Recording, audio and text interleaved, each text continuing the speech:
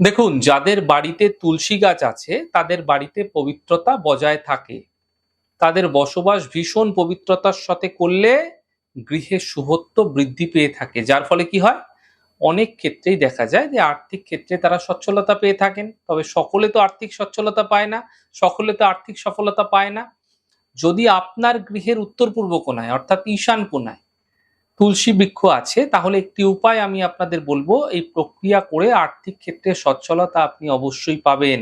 তো প্রথমেই বলে রাখি যে গৃহে তুলসী বৃক্ষ রাখা মানে কিন্তু আপনাকে তুলসী গাছের সেবা করতে হবে। তার পবিত্রতার দিকে মাহাত্ম্য দিতে হবে। তাহলে আপনারা কি করবেন? একটি ছোট্ট উপায় আমি আপনাদের বলে দিই, ভীষণ কার্যকরী উপায়। দেখুন, আখের রস তো আপনারা প্রত্যেকেই পেয়ে যাবেন, কাছেই পেয়ে যাবেন। তো সামান্য ১ চামচ আখের রস যেকোনো বৃহস্পতিবার দিন তুলসী গাছের গোড়ায় স্নান করার পরে আপনারা দিয়ে দেবেন। সামান্য দেবেন তুলসী গাছের মাটিতে। সামান্য দিয়ে দেবেন। একটা ঘিয়ের প্রদীপ বৃহস্পতিবার দিন সকালবেলা তুলসী বৃক্ষের নিচে অবশ্যই জ্বালাবেন সকাল সন্ধ্যে।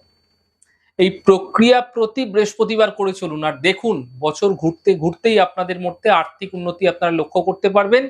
এমনকি কিছু সময়ের মধ্যে আপনি আর্থিক দিক থেকে সচ্ছল হতেও দেখতে পাবেন। বিশ্বাস রাখুন, এই প্রক্রিয়া করে চলুন, ফায়দা আপনাদের ক্ষেত্রে অবশ্যই মিলবে।